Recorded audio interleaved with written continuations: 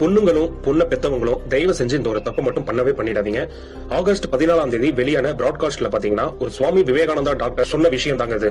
பயங்கரமான கால்வலி ஏற்பட்டு கால் வீக்கத்துல தவிச்சிட்டு இருந்த ஒரு பொண்ணை அவங்க ஃப்ரெண்ட்ஸ் எல்லாம் சேர்ந்து இந்த டாக்டர்கிட்ட கூட்டிட்டு வந்திருக்காங்க.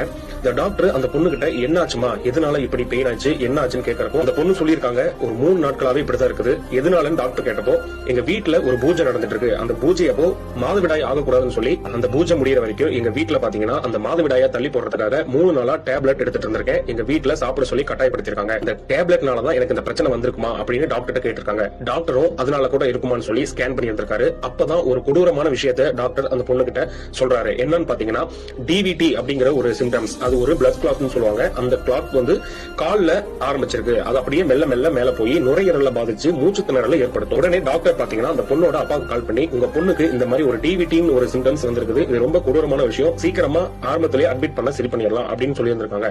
உடனே பொண்ணோட அப்பா பாத்தீங்கன்னா டாக்டர்கிட்ட, இல்ல அவங்க நாளைக்கு அவங்களோட அம்மா கூட வந்துருவாங்க, இப்போ அவங்கள வீட்டுக்கு அனுப்பி விட்டுருங்கன்னு சொல்லியிருக்காங்க. உடனே டாக்டர் சரி அப்படின்னு சொல்லி அந்த பொண்ணு அவங்க வீட்டுக்கு கிளம்பி போயிருக்காங்க. அன்னைக்கு நைட்டே விடிய காலையில 2 மணிக்கு பாத்தீங்கன்னா டாக்டருக்கு கால் வருது அவங்க அப்பா கிட்ட இருந்து. டாக்டர், நீங்க சொன்ன மாதிரியே என் பொண்ணுக்கு மூச்சு திணறல் ரொம்ப அதிகமா ஏற்பட்டிருக்குது, இப்ப என்ன பண்றதுன்னு கேட்டிருக்காங்க. டாக்டரும் உடனே பக்கத்துல இருக்க ஹாஸ்பிட்டல்ல எமர்ஜென்சி வார்டுல அட்மிட் பண்ணுங்க சொல்லிருக்காங்க. உடனே இவங்க எல்லாருமே போய் அந்த பொண்ணை அட்மிட் பண்ணிருக்காங்க.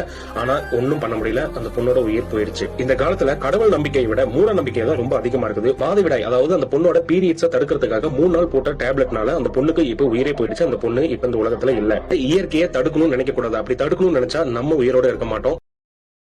Download ShareChat.